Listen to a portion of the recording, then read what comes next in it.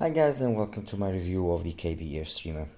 This is one of the latest IEMs from KBEAR. They've gone into this new, well, not new because it's been around for a while, but they've gone down this road of this all resin shell with a kind of a C custom IEM format gone into the equation as well, and the driver itself being encapsulated inside. I mean, the IEM itself is absolutely beautiful. As you can see, it's a beautiful piece of art.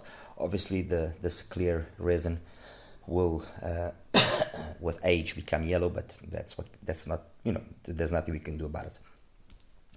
Anyway, KBEAR streamer, 10mm driver. It's got a PEQ diaphragm, so nothing special in terms of the diaphragm. Some specs here in the back of the box: 32 ohm impedance, 160 dBs of sensitivity. That's it. I mean, the box is as simple as can be. I'm not even gonna truly bother with showing you what's inside. What I am going to say about the KBEAR streamer is that I am very disappointed with KBEAR. Very disappointed. I'm sure that they probably don't care that I am disappointed. They will carry on doing their stuff, and I will probably carry on doing my stuff, or I'll just eventually give up one of these days because, to be honest, I'm getting a little bit tired. But the reality is this: KBEAR is a brand that I like. I like the brand. They've got nice products. They've shown that they can have nice products.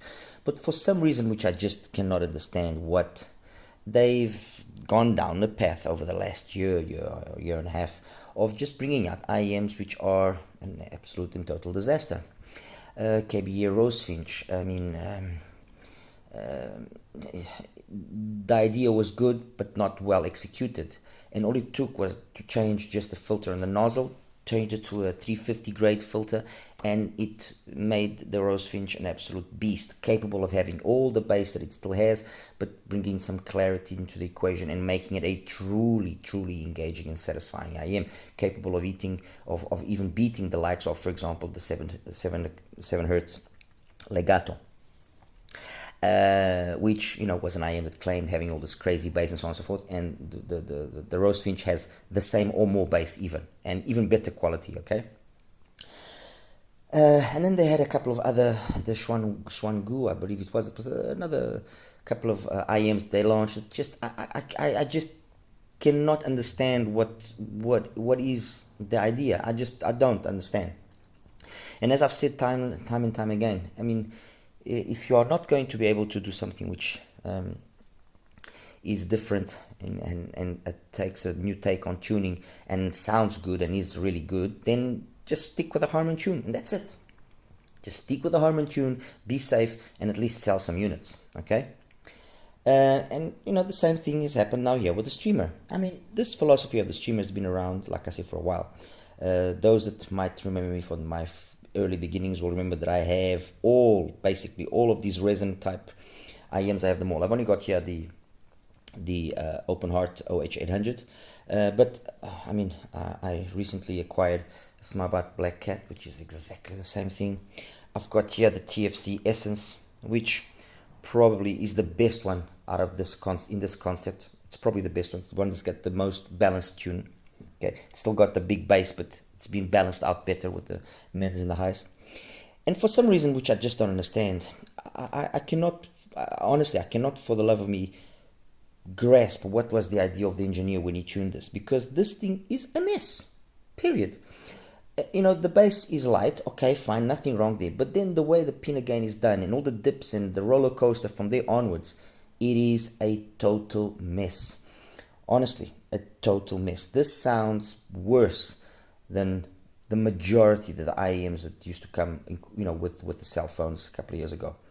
That's how bad it sounds. And I call out anybody that will even have the audacity to say that this sounds good, or that this has any reminiscence of even possibly sounding good. I tried every single possible tip on this thing. Every single possible tip. Divinus, Asla, I tried every tip. It just doesn't sound good. End of story. It is badly, but really, truly badly tuned. And they could have done something fantastic. That's the reality, because they've got all this They've got all the previous models done by all the other companies to learn from. And all it would take was just for them to take this, encapsulate the driver like they've encapsulated it, not a problem, and just make it have a tuning which is a Harman tune. Who cares? But at least it would sound decent. It would have a nice sound. This thing sounds just nasty. End. Period.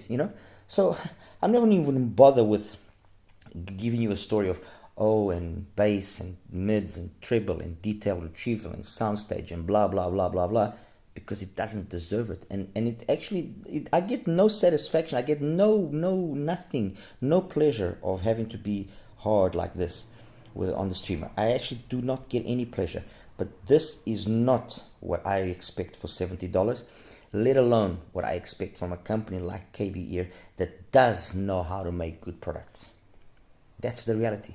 They do know how to make good products. I mean, the KBEAR Ink 2, which I reviewed a couple of months ago, fantastic IM.